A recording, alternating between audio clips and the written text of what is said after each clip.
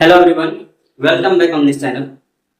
पिछले वीडियो में हम क्वेश्चन 8.2 का यानी चैप्टर 8.2 का क्वेश्चन नंबर हम 2 देख चुके हैं। तो आज हम उसी चैप्टर का क्वेश्चन नंबर 3 देखने वाले हैं। तो चलते हैं बोर्ड पे। ये क्वेश्चन जो है काफी इंपॉर्टेंट क्वेश्चन है और काफी इजी भी है, क्योंकि ऐसे देखने में लग रहा होगा किसी को ये थोड़ा हार्ड है, लेकिन ये हार्ड नहीं है, बहुत इजी है। देखते हैं।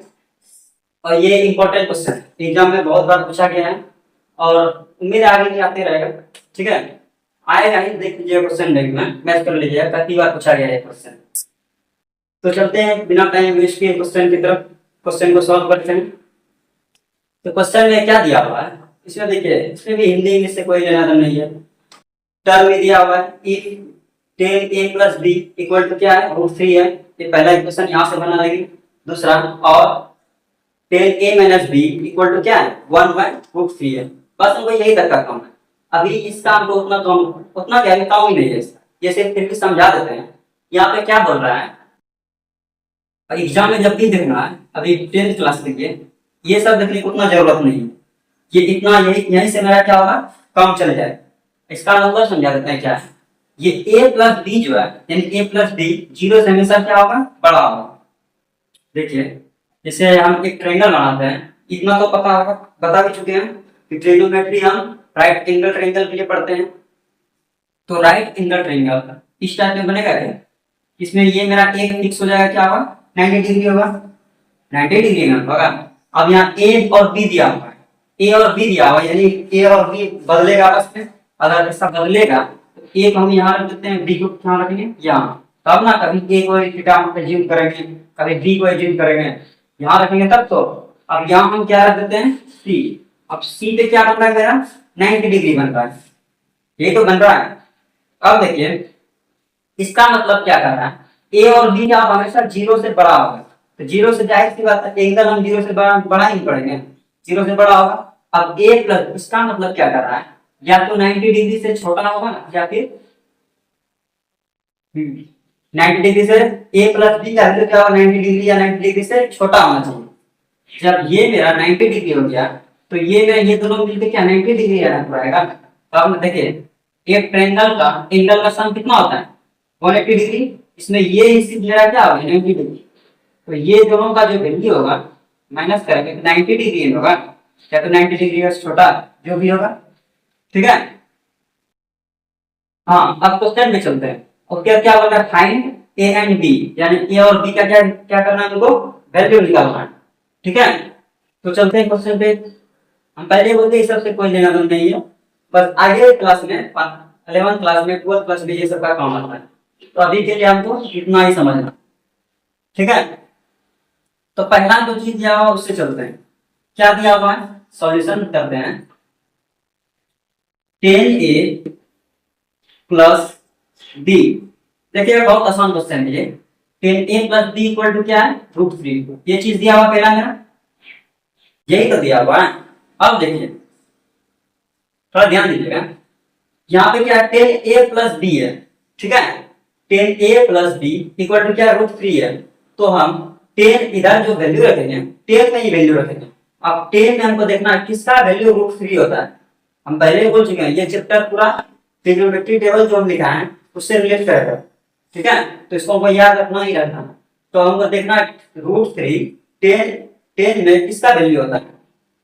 तो हम लोग को पता है, पहले इधर भी लिखते हैं, 10a + b = अब 1060 का वैल्यू √3 होता है क्या, देखिए थोड़ा, 1060 का वैल्यू क्या होगा, √3 होगा। अब थोड़ा देखिए, यहाँ पे भी 10 है, यहाँ पे भी 10 है, आगे क्या। तो अगर ये दोनों 10 थीटा है तो ये भी आपस में देखिए, यहाँ 10a + b = 1060 है, ऐसा ही तो है। तो 10a+ ये दोनों अगर आपस में बराबर हो रहा है, इसका मतलब ये भी थीटा में क्या होगा, जब तक थीटा आपस में बराबर नहीं होगा तो क्या दोनों आपस में 10a + b और 1060 बराबर होगा क्या। सोचिए थोड़ा, इसको समझाने के लिए यहाँ लिखते हैं। जैसे हम लिखते हैं इधर साइन, क्या लिखते हैं, 45 + 15 डिग्री, और इधर लिख देते हैं साइन 60 डिग्री। ठीक है, इसी टाइप में देखो, इसी टाइप में लग रहा है।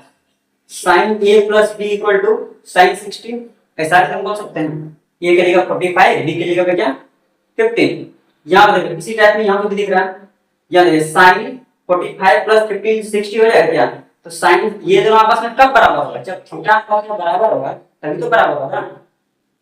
तो यहाँ से हम tan a plus B equal to tan 60 है, तो यहाँ से हम a plus B equal to 60 लिख रख सकते हैं। a plus B equal to 60 होगा, तभी तो tan a plus B equal to tan 60 होगा। थोड़ा ध्यान से समझिएगा, ठीक है। कभी कभी ऐसा भी कर सकते हैं कि tan को कटा दिए a plus B equal to 60, लेकिन ऐसा होता है, ठीक है। ये सिर्फ समझने के लिए हो जाता है, tan कटा दिए a प्लस बी बचा, a प्लस बी लिख दिए और 60 का 60 समझाने के लिए हम बता चुके हैं। ये थीटा जब तक आपस में बराबर नहीं होगा, tan में थीटा बराबर नहीं होगा तो ये आपस में टर्म कभी बराबर होगा ही, इसीलिए हम थीटा को यहाँ क्या किया, बराबर किया। a plus B equal to क्या किया 60 रख दिया, ठीक है। तो यहाँ से मेरा एक इक्वेशन बना क्या, a plus B equal to 60। तो एक टर्म से चले तो मेरा एक इक्वेशन बन चुका है, तो दूसरा टर्म से चलते हैं तो दूसरा इक्वेशन बनेगा। तो दूसरा टर्म क्या है, देखिए तो क्या, tan a minus B, tan a minus B equal to 1/√3, ठीक है।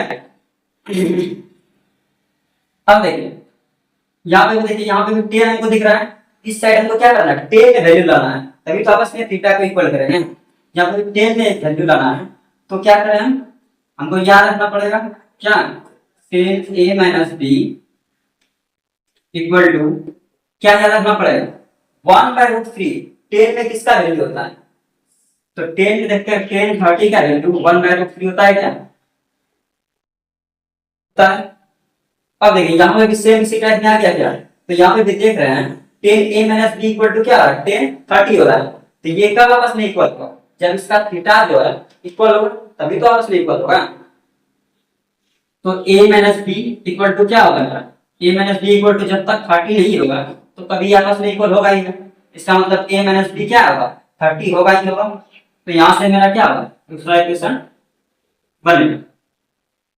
अब देखिए यहाँ तक किसी कोई दिक्कत नहीं होना चाहिए, अगर दिक्कत है तो फिर से थोड़ा पीछे करके वीडियो देख लीजिए, क्योंकि ये सवाल हम पहले बार बोल चुके हैं, एग्जाम में पूछेगा नहीं पूछेगा, ठीक है। अब देखिए यहाँ से मेरा दो इक्वेशन आ गया है, तो दो इक्वेशन को सॉल्व करना तो आप लोग को आता होगा, तो अब बस चलेंगे from equation 1 and 2, from equation first and second, ठीक है। From equation first and second, तो फर्स्ट इक्वेशन मेरा क्या है, a plus B equal to 60 degree, और सेकंड इक्वेशन क्या है, a minus B equal to 30 degree, a minus B equal to 30 degree. तो दोनों इक्वेशन हम लिख चुके हैं। तो अब क्या करें इसको, यहाँ बताइए, यहाँ प्लस माइनस साइन चेंज किया जाता है, लेकिन हमको जाहिर से देखने को यही मिल रहा है, इसका प्लस में, इसका साइन क्या है प्लस में है, इसका क्या है माइनस में, तो हमको प्लस में साइन चेंज करने का जरूरत ही नहीं, ये दोनों आपस में क्या कैंसिल आउट हो जाएगा। तो a plus A equal to 2a, इधर 60 प्लस 30 इक्वल टू 90 डिग्री आएगा क्या। इसको थोड़ा आगे सॉल्व करते हैं, तो 2a इक्वल टू मेरा क्या 90 डिग्री, तो यहां से a इक्वल टू क्या हो जाएगा 90 डिग्री बाय 2, यहां से 2 नीचे आ जाएगा, तो a का वैल्यू कितना आ गया 45 डिग्री, a का वैल्यू कितना आएगा 45 डिग्री। तो यहाँ पे देख रहे हैं पहला हम क्या निकालने बोल रहा था a का वैल्यू निकल चुका है, और b का वैल्यू निकालना है, तो दोनों में से कोई भी इक्वेशन में a का वैल्यू रख दीजिए, d का अपने आप अलग वैल्यू, ठीक है। तो कोई भी इक्वेशन लिख दें, फर्स्ट इक्वेशन लिख दें फ्रॉम, इसका कोई काम नहीं है, ये समझाने के लिए बताएंगे। फ्रॉम इक्वेशन फर्स्ट, यानी इक्वेशन फर्स्ट से b का वैल्यू निकालते हैं, a plus B equal to क्या है 60 degree, a plus B equal to 60 degree. तो यहां से a का वैल्यू हमको क्या आ चुका है 45 डिग्री, तो यहां से a का वैल्यू पुट करते हैं 45 डिग्री। ये 60 डिग्री। अब देखिए हमको b का वैल्यू निकालना है, तो b को क्या करेंगे, 3 करेंगे। 3 करने के लिए हमको इसको क्या करना पड़ेगा, इस साइड भेजना पड़ेगा। तो यहाँ से b equal to 60 degree minus क्या हो जाएगा 45 डिग्री, तो b इक्वल टू क्या हो जाएगा 15 डिग्री। देख रहे हैं सवाल में पूछा क्या, बस ये दोनों आना चाहिए कि इक्वेशन को, यानी इक्वेशन बनाने आना चाहिए। ठीक है, इक्वेशन बन गया तो दोनों इक्वेशन को क्या किया, सॉल्व किए, ए और बी का वैल्यू आ गया। ठीक है, फिर से एक बार बोलो, ये इंपॉर्टेंट क्वेश्चन है, इसको 2-3 बार प्रैक्टिस कीजिएगा अपने से। ठीक है, तो चलते हैं अगले वीडियो मिलते हैं अगले क्वेश्चन के साथ। आज के लिए इतना ही।